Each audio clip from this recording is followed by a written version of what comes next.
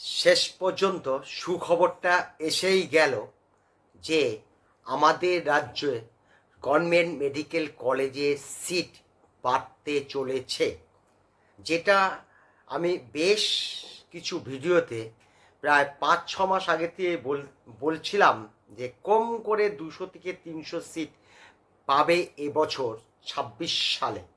ঠিক সেই কথাটাই যেন সিলমোহর পড়ল।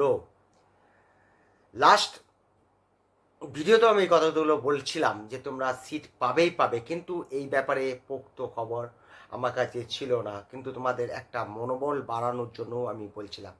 আমি জানতাম বাড়বে, কেননা 75,000 সিট সারা ভারতবর্ষে গভর্নমেন্ট এবং প্রাইভেট নিয়ে সিট বাড়ার কথা আছে লাস্ট 5 বছরে। দেখো শেষ বছরে কিন্তু প্রায় 12,000-13,000 সিট বেড়েছিল, এবছরও সেরকম বাড়বে। তার মধ্যে 3100-3150 মতন ছিল গভর্নমেন্ট মেডিকেল কলেজের সিট, এবং আমরা পেয়েছিলাম 300। এবছরও ঠিক 300 পেতে চলেছ। এবং আমি জানতাম যে নতুন মেডিকেল কলেজ হয়তো খুলবে না। 19 সালের প্রত্যেকটা মেডিকেল কলেজের সিট গতবারেতে সিট বেড়েছিল। এবার 22 সালে যে কলেজগুলো হয়েছে, এবার তারা পঞ্চম ব্যাচটা ভর্তি করবে 22 সালে যেসব কলেজগুলো ওপেন হয়েছিল, যেরকম তোমার ধরো ঝাড়গ্রাম, বরাসাত, তমলুক মেডিকেল কলেজ, উলবেড়িয়া, আরামবাগ, এই সব কলেজগুলোর সিট বাড়ার কথা হচ্ছে।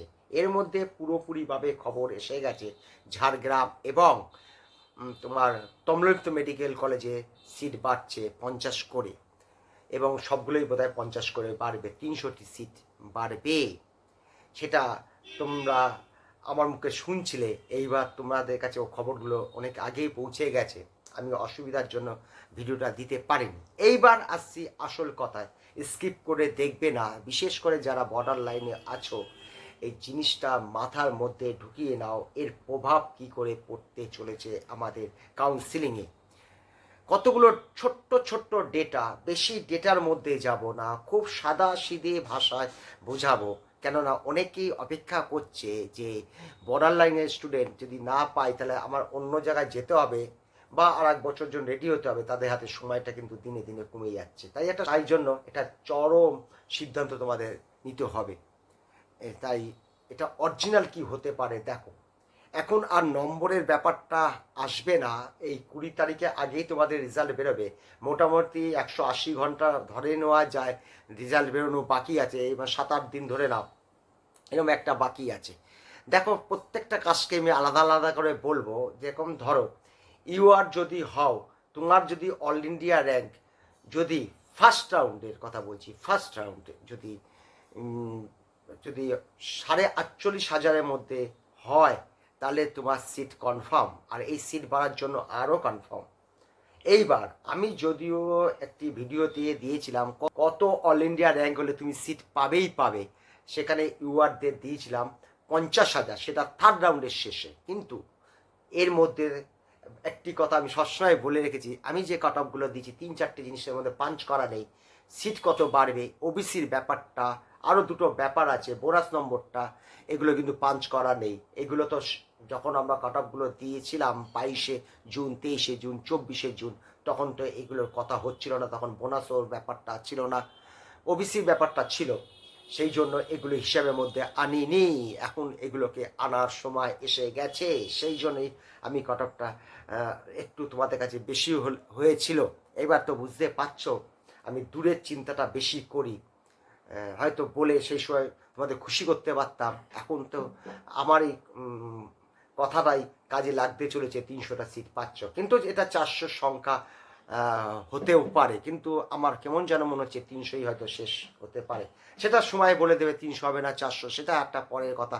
সিট বাড়ছে, এটা সব থেকে এটাই ভালো খবর। এইবার আসে ইউআর যদি হও, তুমি যখন অল ইন্ডিয়া র্যাঙ্কটা যখন বেরোবে, যদি ফার্স্ট রাউন্ডে তুমি সিট কনফার্ম করতে চাও তাহলে 48,000। এইবার আসছি ব্যাপারটা, গতবারে কিন্তু 75টা সিট ফার্স্ট সেকেন্ড রাউন্ডে অ্যাড হয়, থার্ড রাউন্ডে 225টা অ্যাড হয়। এখন এই সিটগুলো কোন রাউন্ডে যোগ হবে সেটা দেখার ব্যাপার আছে।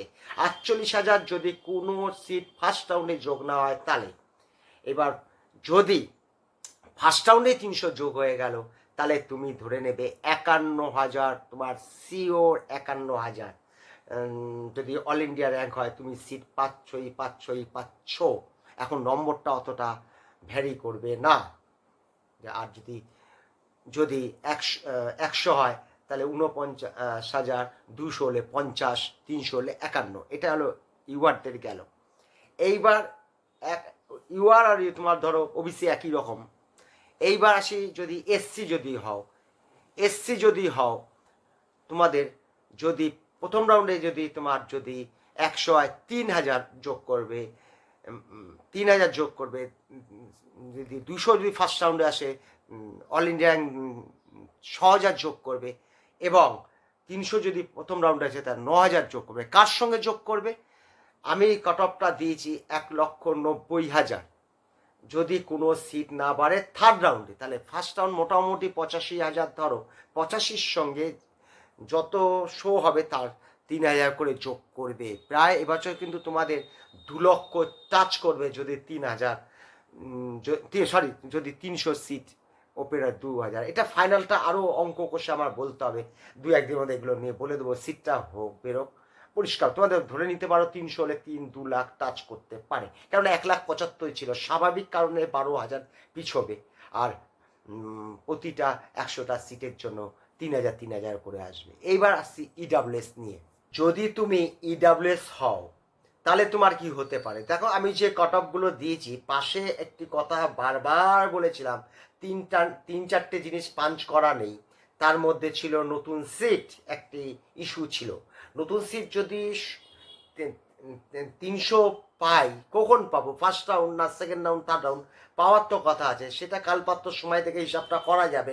যাই হোক, সেই জন্যই আমি তোমাদের বলছি, তাহলে কিন্তু এক একটি মানে 100 সিটের জন্য তোমরা 2 থেকে 2.5 নম্বর মাইনাস করবে, অর্থাৎ 300-র জন্য প্রায় 8 নম্বর মাইনাস করবে, মানে 471 নম্বর ধরবে। এবার অল ইন্ডিয়া র্যাঙ্কটা তোমাদের কি হবে সেটা তার সঙ্গে যোগ করবে। ফার্স্ট রাউন্ড যদি হয়, আমি যে কাট অফ দিয়েছি অল ইন্ডিয়া র্যাঙ্ক অনুযায়ী ইডাব্লিউএস এর তোমাদের দিয়েছি 1,25,000। ফার্স্ট রাউন্ডে কিন্তু যাবে 1,15,000, তাহলে 1,15,000 ফার্স্ট রাউন্ডে তোমাদের কাট অফ যাবে। আমি যে 1,25,000 দিয়েছি, এবং সেকেন্ড রাউন্ডে হবে 1,10,000, উল্টো কমবে, তুমি ভুল শুনছো না। এবং থার্ড রাউন্ড হয়ে যাবে 1,25,000 যদি সিট না বাড়ে। এবার যে সিট বাড়লো ফার্স্ট রাউন্ডে যদি তুমি পাও 15 হবে না, এটা 20 এসে যাবে। এবার এটা হলো তোমরা 2 থেকে 3,000 তোমরাও যোগ করে নেবে। এখন এত তাড়াতাড়ি ইডাব্লিউএসটা হিসাবটা আমি করে উঠতে পারিনি। যাই হোক, আশা করছি কয়েকদিনের মধ্যে তোমাদের হিসাবটা করে দেবো। তা পার কলেজ তোমরা 8টি নম্বর কম পেলেও তোমাদের সিট পেয়ে যাবে। আরেকটি কথা বলছি, এই যে সিটগুলো বাড়ছে তার জন্য কিন্তু উপরের যে 3টে কলেজ আছে কলকাতায়, এদের কিন্তু কাট অফের মধ্যে 0.001%ও কিন্তু কোনো রকমই এদের কাট অফের মধ্যে প্রভাব পড়বে না। পড়বে কারা? বর্ডার লাইনে যেসব স্টুডেন্ট যারা পাচ্ছিল না এতদিন সিট, তারা সিটগুলো পাবে।